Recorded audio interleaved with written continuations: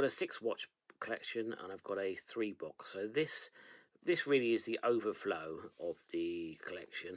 This is the overflow. The watches that used to be possibly on their way out, but I don't think any of these pieces are on their way out. But certainly it doesn't deserve a place quite yet in the 6 box. So okay, so let's go through it in order. Right, so firstly, in the first watch we're talking about is the Seiko 5. This is a Seiko 5. I bought this in a car boot sale. I think it was £30–40. I will notice, actually, I will mention another thing. I'm trying to consolidate my watch straps, so I'm trying to get all my watches on the same kind of strap. This has not always worked, obviously, but I think this black NATO blackout suits most watches. Any colour, any style.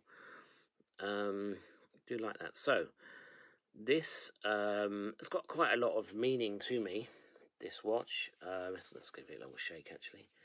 Just a little shake, as any Seiko 5 does. This watch actually has got quite a lot of meaning to me, really.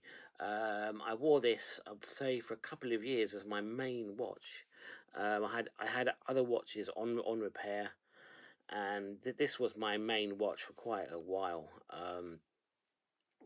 It's quite a nice Seiko 5, and I had we used to wear it on the metal bracelet, and I changed it for a leather strap. I wore it on different NATOs. But I don't tend to wear it so much more. I still do wear it. It comes from a time where I think I had a few financial issues, and I was using this as my main watch. I had other watches for repair, but this was the main watch I wore, and it really was up to the task, as a smart watch, as an everyday watch. It's a pretty all-round piece. And this is the only Seiko in my collection, as you know, my watch collecting rules. So yeah, this is a Seiko 5. Don't think really it's ever going to leave my collection. I wouldn't mind a Seiko Pogue, but I don't think I'd want to replace this Seiko 5. Probably a lot of sentimental value to this watch. Been to a few weddings to it, been to some few funerals to it, but been to a lot of parties. We had a lot of memories with this watch. I wouldn't want to get rid of it. Okay, so let's go to the second watch.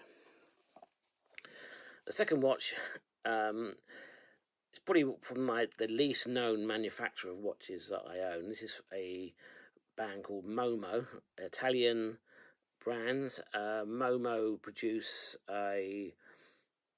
accessories for the motor racing trade. So this is obviously, I didn't actually realise it at the time, this is obviously in the form of a Amiga Speedmaster kind of copy, really, isn't it? I think it's kind of like, but I think it's got its own unique style.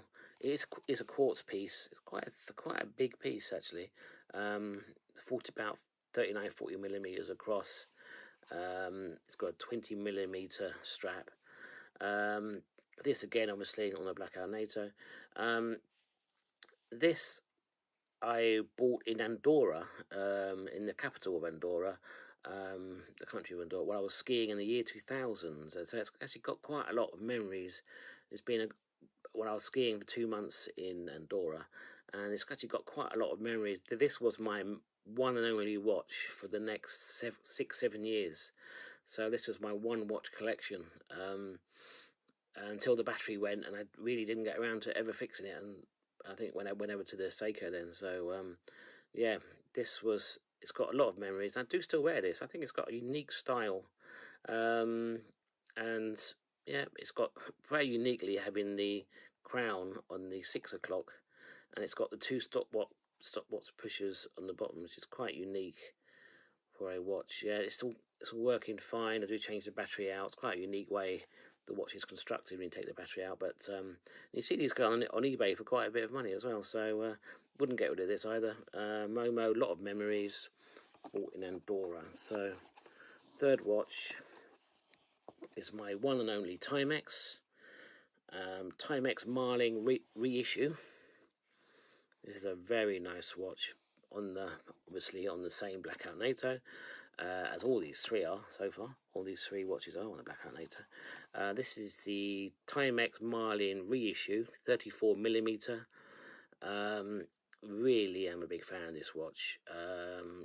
I did have one state of the collection, as in I also had a lot of Seiko 5s in my collection. After a few years of owning this Seiko 5, I have bought another 7, 8 Seiko 5s, but this is the only one that survived due to its history with me, and also with that Seiko 5, I do like this in unique case shape with this Seiko 5. So as with this, Timex, I had many Timexes. Before, I had a strict rule of only having one manufacturer per watch, which saved my collection. This I really like. It's really good all-round watch. I mean, you could argue it's not that high quality. You know, it's got a Chinese seagull movement. It's got kind of cheap plastic. The construction, you could say, is not too expensive, but it all seems to come together on this watch. It's really has the X factor of a Timex, and it's I think the best Timex they've ever produced. I really like the small size, the 34mm. They really went with the original vintage size, and yeah, and it's a pretty reliable movement. Actually, it doesn't. The timing's pretty good. It seems to lose a lot of time as all these. Well, the quartz, all these three, the quartz is perfect. That quartz is a very good quartz. I'm not quite sure what quartz it is, and this Seiko 5 keeps very good time. So all these three do keep very good time. Yeah, so I mean, I've heard stories of these being about how I've been a bit needing some tuning to be the right time, but adjustment. But this keeps perfect time. It's got quite a large power reserve, strangely enough, as well. But it is actually it is a new watch. This is what I quite like about this watch. It's like a brand new watch. Maybe not the best movement, but it actually, as it's new, relatively new in terms of compared to a vintage, it does actually keep good time. It's reliable, and yeah, this is these three. I don't think, although they're in the not in the main 6-box watches, big fan of these three. I don't think I ever get rid of any of those three. So that's the 3-box taken care of. So now we're going to switch over to the 6-box collection. So here we have it. This is the 6 core collection. So let's open it and see what we have. I do like in my watch boxes just to put a few memories. As you can see this, let's put that one. That's my original watch collection when I was 14, 15. I think it comprised of an old Timex on the left. There's a dive watch. I think there was no Casios, in fact. And I think Casio, there's a lovely gold cami I used to have, Ingersoll, yeah, and a calculator watch. So, yeah, I just like sticking a few memories, receipts and manuals that you might need. So let's start to the left side. So this is my CWC G10 Sapphire. This this is a Cabot watch company. They used to, I think even currently do supply some models of watch to the English, well, I say United Kingdom Armed Forces. This actually was a model, the G10. This actual model, this is the G10 Sapphire, was actually never issued. The model they issued was a G10. Looks exactly the same as this, except the crown was a little bit shorter. This crown is a bit longer, as it's actually a screw-down crown, and it's got the sapphire crystal, and this is also 200-meter water resistance. So I think really, certainly if you're from the United Kingdom, this must be the best filled watch you can buy. Bought this brand new from Silverman's in London, £300. I mean, people say, okay, that's quite a lot of money to spend on a quartz, relatively small quartz watch. But I absolutely love this watch. I've got a lot of different straps. I've got leather clip-on straps for it. I've got kind of air-related pilot straps. I've got different coloured NATOs, the original CWC NATOs, but obviously I put this on the blackout NATO, as I want that as my common theme for all straps. But yes, really am a big fan of this watch. Really, I mean, this is quite a good potential for a one watch. If I had to have one watch from the whole collection, this really can be dressed up. I've even got like a metal strap that goes, because this is actually fixed lug watch. I've actually got a metal strap that can go on it. It looks pretty good on that. So yes, really highly recommend this watch. Never let me down. Timekeeping is fantastic. It's got a Ronda quartz. It's got a 10-year battery life on this watch, and it's very reliable. I think probably not for everyone's taste, but very understated. Particularly this GS Sapphire model, is you wouldn't actually know this is the top of the range model of G10. Looking at it, it's like any other G10. The only downside with this one is it was never military. This model, the G10 Sapphire, was never issued, and this is not. I did have another G10 previous to this, which actually was an issued watch, and it was in a bit of a state. You see, I've sold it on an earlier video if you want to see it. Amazingly, someone paid quite a lot of money. It wasn't even in a working state, and because it was a military issued watch, it must have had an unusual serial number. They paid quite a lot of money for it, not even working. So this I love though, very love that. So my next watch is also a military watch. This time is Canadian. It was made. Another thing actually, the CWC is Swiss made. The Marathon, although the company is also based in Canada, this is also a Swiss made watch. The previous watches I showed in a watch box, the Seiko is obviously Japanese made. The Momo was, I believe, Italian made, but not quite sure where they outsourced that to.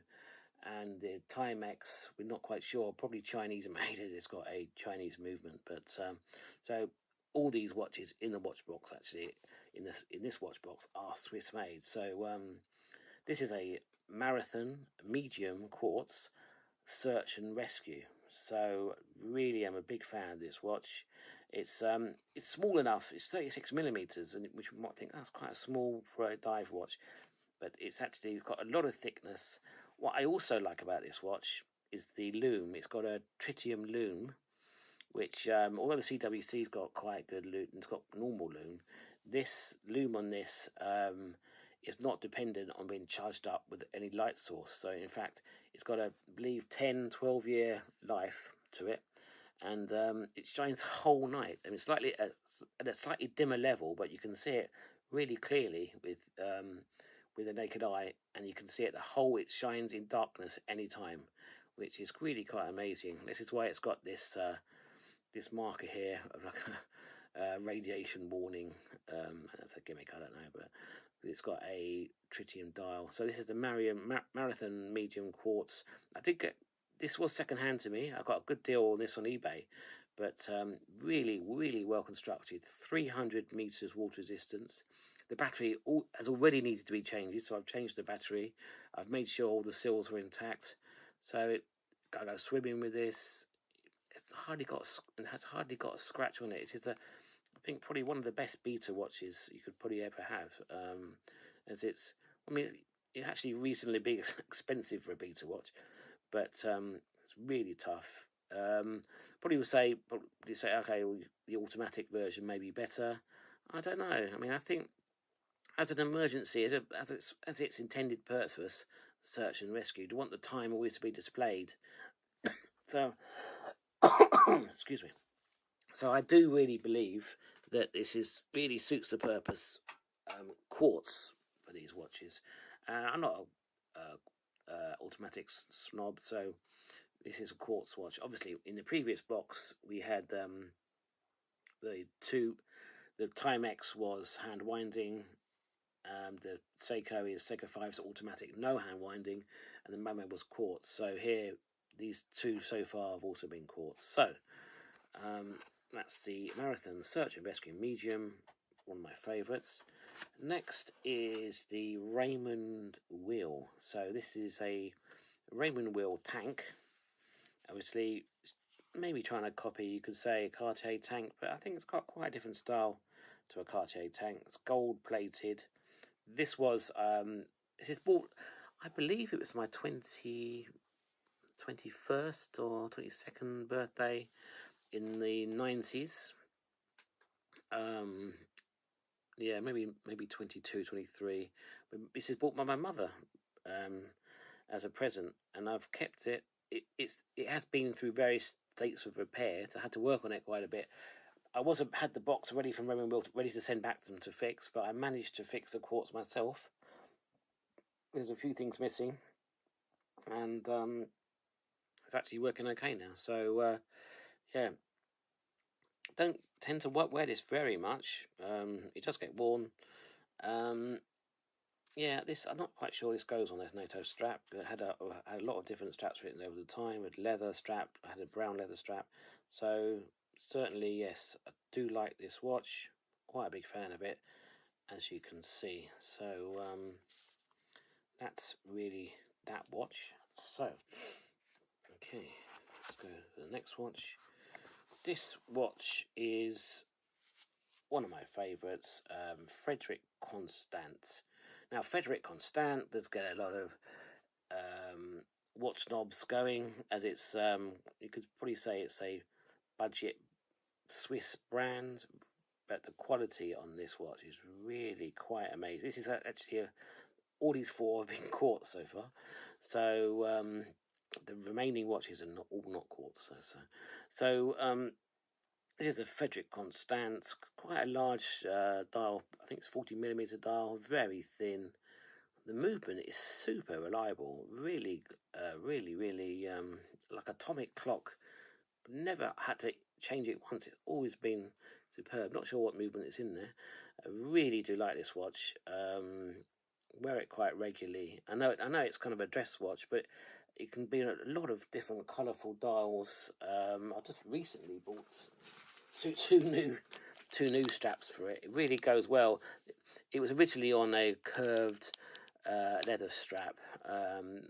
Didn't really go. I bought another leather strap for it, but in fact, what it seems to really work better with is NATOs. So I've got it on the black NATOs to go into with a whole collection. But I really like it on these colourful NATOs. As a summer watch, it's superb. Obviously, it's not waterproof, but yeah, I've got a high collection of coloured NATOs, especially for this watch. 20mm lug, very reliable, Frederick Constant. Every time you wear it, you feel a bit special. Really high quality. The dial is quite amazingly clean, and it's got different facets to it. Really do like that watch. Quite clean and that, and for a quartz, it's really quite amazing. You wouldn't actually know it's a quartz because it hasn't got a second ticking hand, but yeah, we found that watch.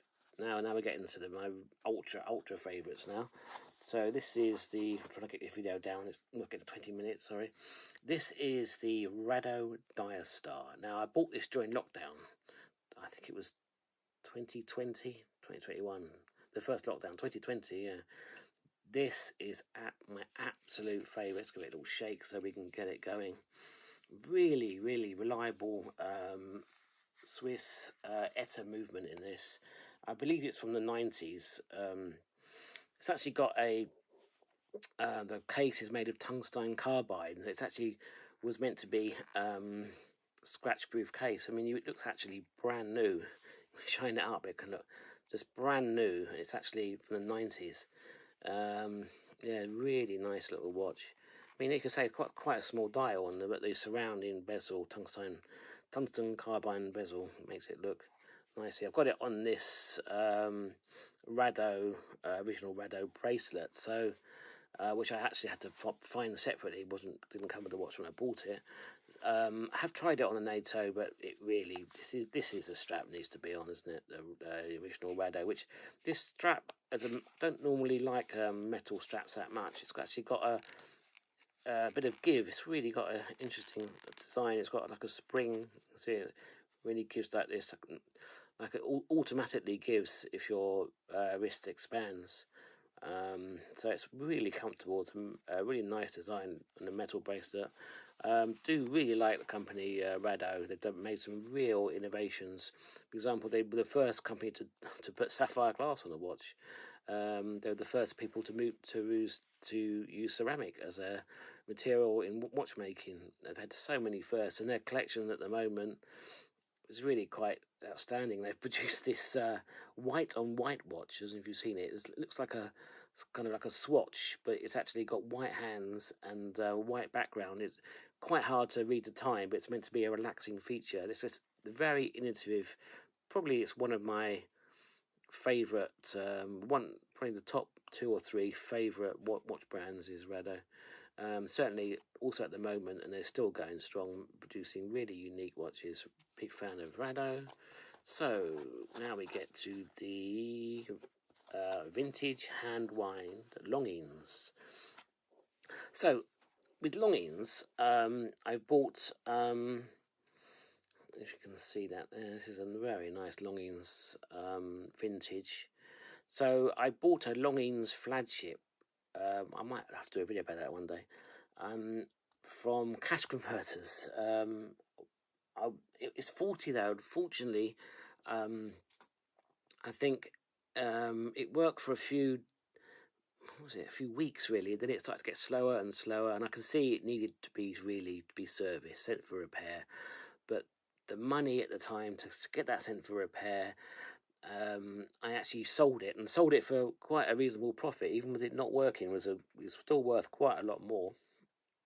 This Longines flagship I had, it was worth quite a lot more than I paid for it. So made a profit out of that, and the profit out of that, I believe it didn't cover quite the profit, but most of the profit out of that funded this watch. So this is actually, it's quite a cheap Longines, because it came from a watchmaker who's actually, this is a Longines movement, original early 1960s Longines movement, which he serviced. This is what was music to my ears. A nice, recently serviced Longines movement, so it wouldn't need any servicing for quite a few years. It's got the original Longines dial and the ring, Longines hands, second hands, and the rest though it's been recased. This case is not actually an original Longines case, which is a bit unfortunate, but I think it's not too bad really, because it really gives more of a unique look to this watch. And if it had the original case, it probably would be worth quite a lot more than what I paid for it, which was very reasonable, and almost to me was a free watch, as it resulted from the profit I made from selling my Longines flagship. So which also I should have kept. It's gone up much further in value what I sold it for, so I should have kept that really. But yeah, this is my Longines. Really like this watch, really reliable. It's got a certain class. I think it looks really good on this black NATO as well. So okay, so that's the 6-core collection, but of course we are missing one more watch. So what is the watch we are missing? Okay, so it's the watch I've got on my wrist, isn't it? The watch on wrist. Remember we've got 3 in the box, 3 in the travel box, 6 we've got in a case, and we've got 1 on the wrist. So let's see what watch this is. Okay, I don't know if you've seen it yet, what it is. This actually, I've recently bought this, to be honest, and it really is the only watch I've worn since I bought it. Okay, it is a vintage Jaeger LeCoultre. I've got it. The lug width on this is 16mm, and I didn't actually have any 16mm watches in my collection apart from the leather one it came from. But the leather one it came with, rather, was quite a worn leather watch. It made it look very old. So I've ordered some suitable watch straps and suitable 16mm NATOs. So temporarily I've got it on this kind of cuff strap. Not quite right, because it's actually a silver cuff strap and not a gold one, but I think it actually suits it, because actually it's quite a small size. It's a 33mm watch, so but I think it's absolutely fine. If I think of the Timex Marlin reissue, that's 34mm, so this is only 1mm smaller, and it's very understated. I don't think anyone from a distance would guess this is the Jaeger LeCoultre watch. I did pay probably paid more than any other watch in my collection for this watch. I did get it at a very good price, so I really can't complain. I probably could sell it for twice as much than I paid for it, but I don't think this watch will ever be leaving my collection. Really like this watch. So reliable, smooth. It's just really, you can really tell it's a high quality piece. I'm guessing it's from the 60s. Only got two front. Also, this is what I don't quite like watches. A lot of complications, and this suits me to the ground. Just hour and minute. This is all you need. Not even a second hand. So yeah, really, really understated luxury. I'm going to try it with a few other NATOs I've bought, and I'll probably show you what that looks like. But this certainly is my favourite watch, and the best watch I've got in my collection, the Jaeger LeCoultre. So thank you for watching.